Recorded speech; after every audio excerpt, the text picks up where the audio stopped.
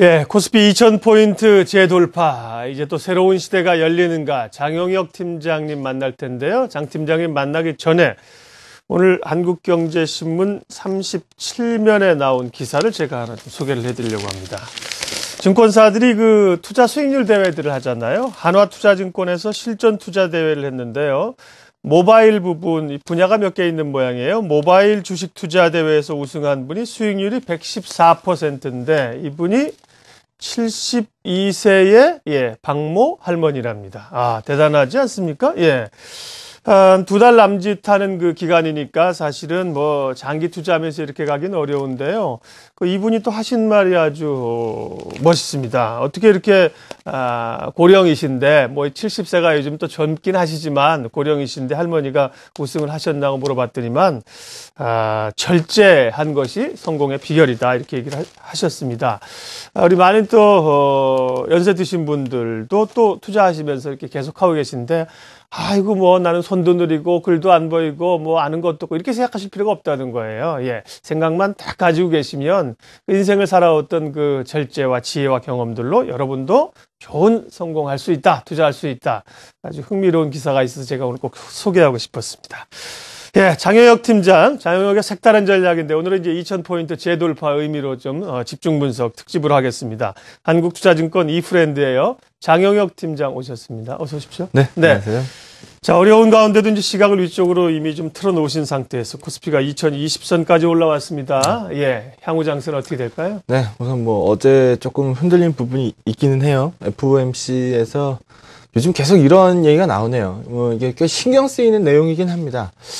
우리가 시장을 끌어올린 주된 원동력이 사실 풍부한 유동성이거든요. 근데 이 풍부한 유동성에 대해서 자꾸 건드리는 듯한 발언이 FOMC 쪽에서 나오고 있습니다. 신경 쓰이는 요인인 건 맞아요. 그리고 뭐 이탈리아 총선이라든지 이런 부분들 다소 좀 변동성 요인으로서 올 수는 있겠습니다만 큰 틀에서 한번 보시죠. 주식 시황은 심플해야 됩니다. 지금 우선 금리를 보시게 되면은 제로금리죠. 제로금리는 더 내려갈 곳이 없습니다. 제로금리 상황에서 금리가 더 내려갈 수 없으면 안전자산의 대표격인 채권 가격은 앞으로 떨어질 수밖에 없다라는 거죠. 채권 가격을 밀어 올리기 위해서는 금리가 더 떨어져 줘야죠. 근데 지금 제로금리 상황에서는 쉽지 않을 거라는 겁니다. 그러면은 풀려있는 유동성은 풍부한 상황이기 때문에 자금의 이동이 소위 말해서 나올 텐데 그 자금의 이동을 예측해서 지금 다우지수나 S&P가 높은 단계를 구사하고 있다라고 좀 보시면 돼요. 요런 부분들을 바탕으로 봤을 때 우리가 디커플링 때문에 1월 달이 빠졌다라고 하면 이 디커플링 요인들이 해소되고 있는 모습이 있으면 적어도 바깥에 있는 다우나 S&P가 부러지지 않는 이상 코스피는 오를 수 있다. 이렇게 보는 게 맞다라는 겁니다. 이게 기본적인 시황의 스토리라는 거죠. 자료서부터 한번 보시죠.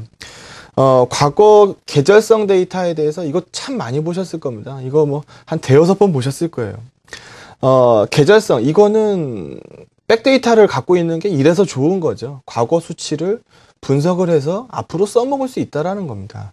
이거 제가 12월 말서부터 보여드리고 있는 건데 이 부분 보시게 되면 1월 달은 통상적으로 다 매도가 우위라는 거죠. 그래서 요거 때문에 그때까지만 12월 말만 해도 우리가 순차익 거래 잔고가 6조 초반대가 쌓여 있었습니다. 근데 지금 3조 8천억까지 감소했거든요. 1월 달에 빠져나오는 이 프로그램의 계절성에 의해서 상당 부분 조정됐다라는 겁니다. 그럼 이제 바로 이제 다음 달 막대 그래프를 봐야죠. 뭐 파는 달이 있기는 합니다만 1월 달에 비해서 월등히 작고 가끔 가다가는 또 올라가는 적도 있기 때문에 1월보다는 2월이 우호적이구나 라는 부분을 아셨을 거고 3월은 뭐 눈에 띄는 대로 훨씬 좋죠. 이걸 기반으로 돌아설 수 있다라고 본 거고요. PBR 1배 1900P를 깔고 있는 상황에서 디커플링 때문에 우리가 답답하고 있었으면 통상적으로 스프레드 벌어진 게 30%대면은 디커플링 강도가 줄어들더라. 그러면 이미 우리가 1930P 정도에서 스프레드가 30%대로 벌어져 있으면 이건 반등을 얘기해야 된다라고 저는 본 거죠. 그래서 이제 이렇게 왔는데 이제 새로운 시작입니다. 자율 반등은 마무리됐어요.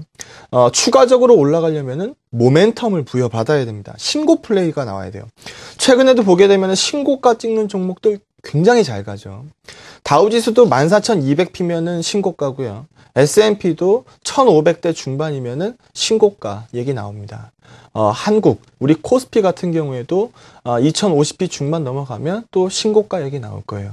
이 신고가 플레이, 종목 움직이듯이 지수도 종목적으로 신고가 나오게 되면은 훨씬 더 탄력적으로 움직일 가능성이 높다라는 거죠. 수급표를 통해서 한번 보도록 하겠습니다. 수급의 키는 외국인이 잡고 있다. 이런 부분 제가 굉장히 많이 말씀드렸는데 특히 외국인 선물을 주목해라.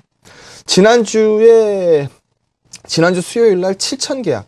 이게 연초에 주문 꼬였던 거 제외하면 작년 8월 8일 이후에 최대치다라는 부분 말씀드렸는데 일주일 만에 만약에 이때 부담스러웠으면은 역회전이 돌았어야죠.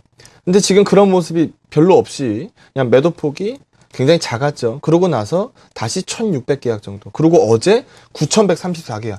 이거는 키를 잡고 있는 외국인들이 시동 걸고 이제 엑셀 밟았다라는 표현까지 쓸 수 있을 정도로 분위기는 굉장히 우월해졌습니다. 그리고 1월 달까지만 해도 현물 시장에서 하루에 4,000억, 4,900억, 뭐 4,000 이렇게 팔던 외국인들이 보시는 것처럼 매도가 슬금슬금 줄더니 2월 들어가지고는 매수세로 전환되죠. 훨씬 수급이 양호해질 것이다 라는 부분이었는데 베이시스도 어제 장중에 1.3 이상 움직이더라고요. 어제 0.78 콘덴고에 괴리도도 풀렸습니다. 이렇게 되면 어떤 현상이 발생되죠? 프로그램 쪽이 움직이기 시작하죠. 2월 들어서 1월에는 계속 매도 흐름이었고 2월 들어서 감소하더니 참 진짜 거짓말 같게 매수로 반전되고 나서 매수가 확산되죠. 비차익은 매수가 굉장히 두꺼워집니다. 이런 그림으로 봤을 때 우리는 그러면 1월 달에 디커플링에 의해서 무거웠던 잔고니까 풀렸구나. 근데 지금은 돌아서고 있구나. 그러면 오를 수 있겠네. 이렇게 보면 되는 거죠. 외국인들 선물이 시그널을 제공했다라고 봅니다. 그러면 오늘 시장에서 어제 그렇게 무리한 외국인들이 오늘 반대되는 방향으로 그러니까 선물 매도 계약서는 뭐 3,000계약, 4,000계약 이렇게 끌고 간다. 그렇게 되면 우리가 당장 세울 수 있는 시나리오는 2,050 뚫기가 지금 당장 뚫기에는 버거워하는 모양이구나. 이렇게 해석하면 되는 거죠. 긴 호흡으로 보면은 큰 상관없을 겁니다. 강세론으로 가는 거는 맞는데 단기론적인 시각을 쳐다보시는 분들은 어제 무리했던 부분 때문에 빠지고 있으면 나는 일단 끊었다가 확산되는 지수 2050포인트 뚫고 확산되는 지수에서 조금 더 확신 있게 들어가겠다. 이렇게 시나리오를 세우는 게 훨씬 유리하겠다라고 말씀을 좀 드리도록 하겠습니다. 예, 시장의 키는 결국은 외국인들이 또 쥐고 있는 모습이 나타납니다. 현실이기도 하고 조금 안타깝기도 한데 어쨌든 그 부분을 분석하는 게 가장 중요하고요. 특히 선물 시장이요. 이전에는 이제 우리가 조정받을 때는 대략 한 21선, 1960, 70선이 중요했는데요. 이제는 앞서 2050선이 중요합니까? 전략을, 기준을 어디를 잡고 가죠? 이제 윗선을 뚫어내는 쪽으로 수급표가 바뀌었기 때문에 뚫어내는 탄력성을 얼마나 보여주냐 이게 가장 중요할 것 같아요. 과거에는 이거는 이 선은 깨지면 안 되는데 라는 시각으로 쳐다보셨다면은 이제는 저 위에 선만 강하게 뚫으면 내가 강세론을 더 확산시키겠다 이렇게 보시는 게 중요할 것 같습니다. 전략적으로 한번 가보죠.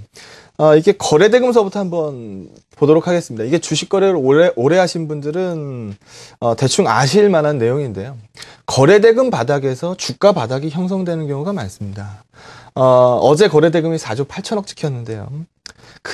그제하고 3일 전 움직임 보시게 되면은 2조 8천억 거래대금이 찍혔죠. 이건 뭐 거의 아사 상태의 거래대금이라고 보시면 됩니다. 1월 말만 해도 뭐 4조 후반대 5조 원대까지 거래가 실리면서 빠지는 시장이었습니다. 근데 2월 들어가지고 반등하기 시작하는데 이제 슬슬 반등을 얘기해야 되는데 뭐 3조 원대로 쭉쭉쭉 줄더니 2조 8천억 찍어놓고 뭐 이런 식으로 움직이더라는 거죠. 그리고 2조 8천억 이틀 동안 찍었는데 반등은 나오는데 거래대금이 실리지 않고 뭐 이런 식으로 답답하게 놀았다는 겁니다. 근데 어제 거래대금이 딱 실려줬죠. 요런 부분들 앞으로도 연속성이 좀 필요하다는 겁니다. 2050포인트 뚫고 어제처럼 시총 상단부 두꺼워지는 상황이면 거래대금은 더 늘어납니다. 만약에 오늘 거래대금이 급격하게 또 축소된다. 그러면 어제 신호에 대해서 약간 신빙성이 떨어지는 거죠. 연속성 확인하셔야 돼요. 오늘 시장에서 외국인들 선물 방향성 굉장히 중요할 것 같고 어제 해외 증시는 빠졌습니다만 상대적인 아웃퍼폼 강도를 낼 수 있는지 여부를 체크하셔야 될 것 같습니다. 예. 시간이 제법 많이 갔네요. 자, 종목이 이제 또 어떤 것이 치고 나오고 치고 갈 것인가가 중요한데요. 종목 흐름 마지막으로 좀 봐주세요. 네, 짧게 가죠. 네. 수급표 보면서 가도록 하겠습니다. 제가 늘 삼성전자에 대해서 뭐 관심이 있든 없든 보유했든 보유하지 않았든 삼성전자 수급표는 보세요. 이런 식으로 말씀을 드렸는데 6월 들어서 3일 빼고 다 매수했네요. 거래소 시가 총액 비중 20%짜리 삼성전자를 전일에 외국인들이 92,000주 이상 샀습니다. 시장을 꺾겠다는 의도가 아니죠. 시장에 대해서 안심해라 라고 말해주고 있는 것 같습니다. 기관들도 투신권이 아직 복귀 못했습니다만 연기금이 상당히 견조하죠. 주머니가 두둑한 종목입니다. 올라가면은 좋을 종목이라는 거죠. 외국인들과 기관은 자기 주머니에 없는 종목이 올라가면 뭐 그냥 그래요. 주머니가 꽉 차 있는 종목들이 올라야 좋습니다. SK 하이닉스입니다. 수급해 보세요. 연기금 굉장히 공격적이죠. 투신권들도 이제 공격적으로 나오기 시작합니다. 외국인들도 상당히 공격적이에요. 공격적으로 팔고 있는 쪽이 딱 하나 있네요. 개인 투자자들 쪽인 것 같은데 하이닉스 PBR 1.8배 28,000원 기준으로 어닝이 좋아질 때는 28,000원 플러스 알파, 어닝이 날빠질 때는 28,000원 마이너스 알파. 지금은 디램값 반등이 나오고 있습니다. 어닝이 좋아지는 구조죠. 28,000원 플러스 알파 쪽을 쳐다볼 때입니다. 긍정적으로 보시면 될 것 같고 정유 타픽 SK 이노베이션 기관들 특히 투신권들이 상당히 오랜 기간 매집한 종목입니다. 연기금도 마찬가지고요. 외국인들이 조금 매도세였는데 돌기 시작하네요. 그러면 긍정적인 시각. 제가 안 좋을 때는 LG화학 타픽이었는데 롯데케미칼 더 안 좋았었고 더 많이 빠졌는데 좋아질 종목 이렇게 보는 거죠. 이게 2050포인트 뚫고 올라가면 긍정적으로 볼 수 있는 대형주들입니다. 만약에 못 뚫고 빠지면 어떻게 하느냐? 그러면 종목 게임이 계속되겠죠. 너무 높은 종목 말고요. 뭐 네페스라든지 인프라웨어라든지 이런 것도 좋아 보이고요. 반도체 장비주들도 좋아질 가능성이 있습니다. 뭐 유진테크라든지 이런 종목들 위주로 수익률 게임을 지속할 수 있는 매매할 수 있는 시장이다라고 말씀드리도록 하겠습니다. 코스피 2000포인트 재탈환의 의미와 향후 전략 세워봤습니다. 한국투자증권 이프렌드예요. 장영혁 팀장 함께 해주셨죠. 고맙습니다. 네, 고맙습니다.